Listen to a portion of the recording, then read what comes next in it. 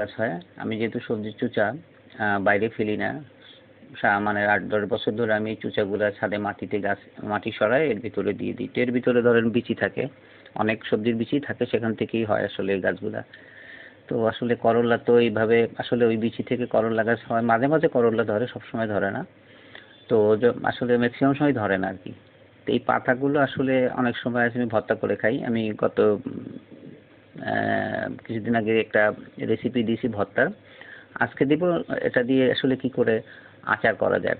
খুব বেশি করে পাতা তুলবেন, কারণ সেদ্ধ করার পরে আপনার 5 ভাগের 1 ভাগ হয়ে যাবে, একদম কমে যাবে। এটা সুন্দর করে ধুয়ে তারপরে কড়াইতে দিয়ে দেবেন।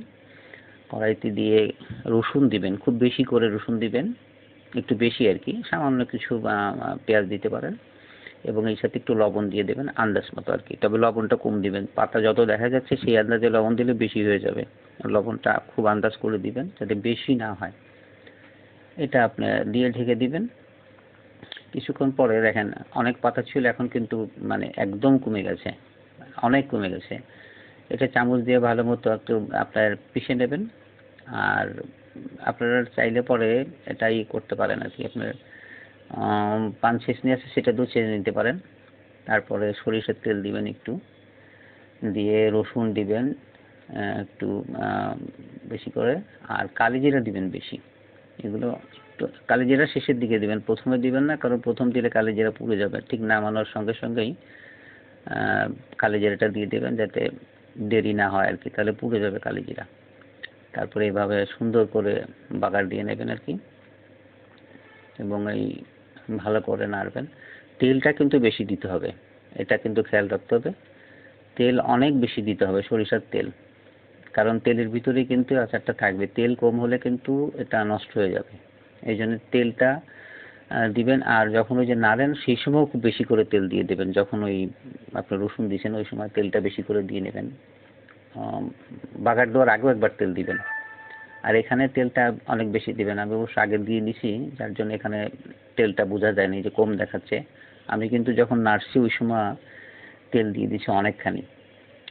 এটা একটু মাখা মাখা হয়ে গেলে পরে আপনি এটা এইভাবে বড়ি করে নেবেন, মানে একটু আন্দাজ মতো, কাচের মার্বেলের মতো সাইজের কি, এবং এটা ছাঁটি দিয়ে শুকায় নেবেন 2 দিন বা 3 দিন। তবে বেশি মচমচে যেন না হয়, নরম থাকে কিশমিশের মতো, যাতে চাপ দিলে ভেঙে যায়। বেশি শক্ত হয়ে গেলে আচারটা ভালো হবে না।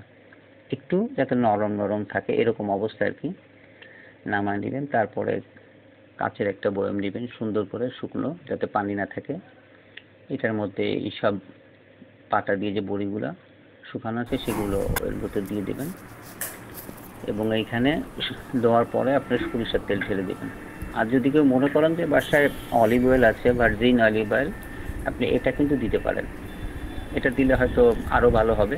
আর যারা এটা খেতে না চান তারা সরিষার তেল দিয়ে নেবেন।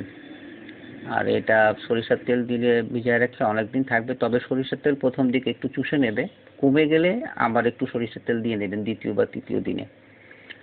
এটা আপনি বছরখানেক রেখে খেতে পারবেন অনায়াসে।